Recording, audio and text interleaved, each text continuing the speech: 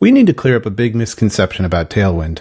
It's not just inline styles with a custom syntax. Recently, one of my commenters said something to this effect, and it made me realize people probably don't know that, aside from all the hype, Tailwind is actually solving real technical problems for us at scale. Getting straight to the point, it solves the problem of bloat and cruft. Here we have a chart with two axes. Our vertical axis shows the amount of CSS used, and our horizontal axis shows the number of components styled. Now, with traditional CSS, this line is roughly linear. Or in other words, as you add components to your codebase, you're adding styles, whether by inline CSS or by CSS files, and this only grows over time. As your code changes and you remove components here and there, now you've got unused styles. Now your Core Web Vitals scores start going down. That's where Tailwind comes in. Since Tailwind only generates styles for classes you reference, it takes care of the problem of unused CSS.